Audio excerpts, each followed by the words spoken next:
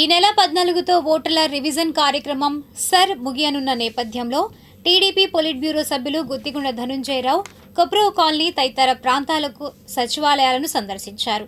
ఈ సందర్భంగా ఆయన మాట్లాడారు. ఓటర్ల సర్వేని దాదాపు 25 రోజులు పైగా ఇప్పటికీ కొనసాగుతూ ఉంది. మంగళగిరి పట్టణంలో దాదాపు అన్ని సచివాలయాల పరిధిలోని బిఎల్ఓలు ప్రతి ఇంటికి వెళ్ళి ఫామ్స్ అందజేశారు. వాటిని పూర్తి చేసి మరి రిజిస్ట్రేషన్ కూడా దాదాపు 75-80% ఓటర్లు తాము ఉన్నట్లు రిజిస్ట్రేషన్ చేయించుకున్నారు. అయితే ఇక్కడ చాలామంది అంటే ఒక 20%-15%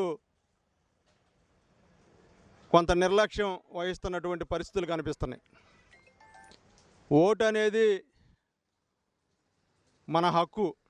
దీన్ని ఖచ్చితంగా కాపాడుకోవాల్సిన అవసరం ప్రతి పౌరుడి మీద ఉంది.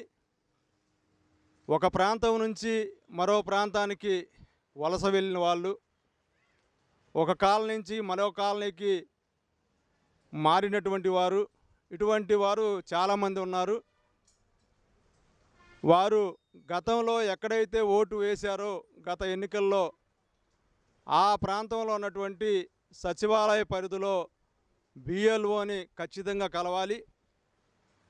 ఎందుకంటే ఈ సమగ్ర సర్వే చాలా స్పష్టంగా జరుగుతూ ఉంది. ఇందులో వచ్చి